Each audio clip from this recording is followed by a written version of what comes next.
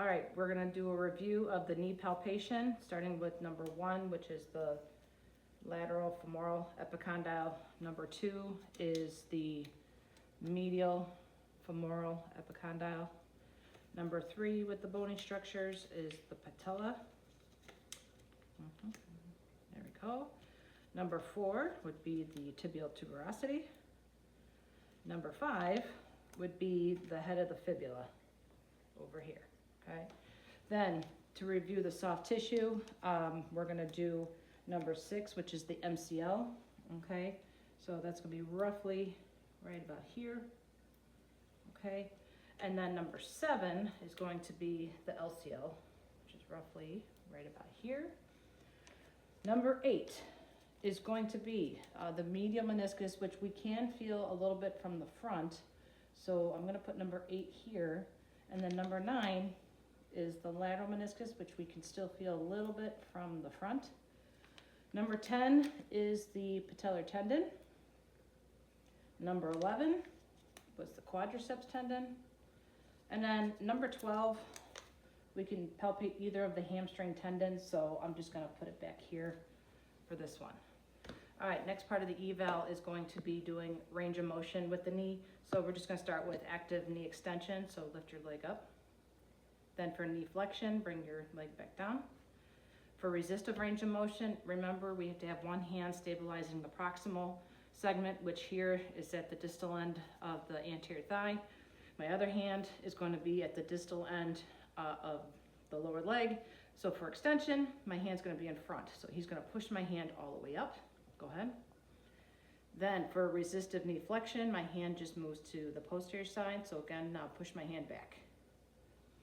Okay, now we're gonna do some patellar tests. So go ahead and sit back. No, you can sit up. Oh. Yep, and just straighten your legs back. So sit here. Okay. So for a history of patellar instability or history of patellar dislocation, we're gonna do what is called the apprehension test. And with his leg relaxed, relax, there we go. My fingers are gonna be on the medial side of the patella and I would just push it laterally, looking for any kind of signs of apprehension. For chondromalacia, which is softening of the cartilage behind the patella, for the patellar compression test, both thumbs are gonna be on the center of the patella and you would push straight down, feeling for any kind of crunching or grinding sound. Next test we're going to do is for the MCL, which is called the valgus stress test. So just lean back on your elbows. There we go. Okay. So for the valgus stress test, okay, relax. We're gonna see if there's any stretching of the MCL. So my one hand is on the lateral side of the knee. My other hand is at the distal end of the lower leg. And I'm going to push medially with my hand, and my other hand with the foot is gonna come towards me.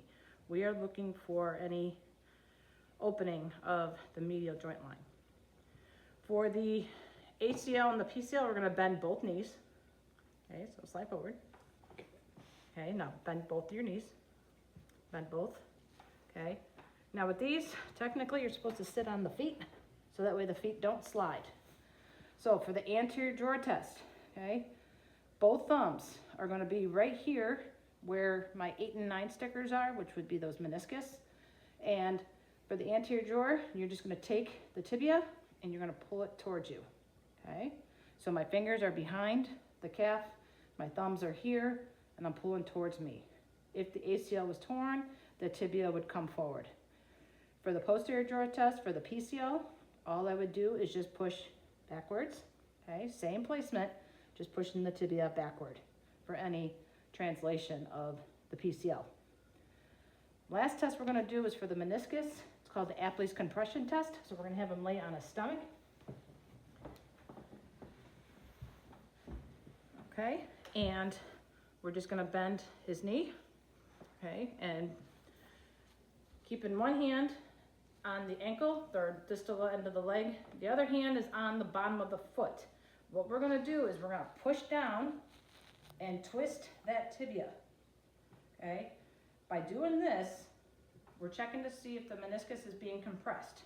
Okay, that's why they call it Apley's compression test. Then, to relieve it, you would kind of lift up slightly and twist to see if there's any relief. Those are the special tests and range of motion for the knee. Good. All right,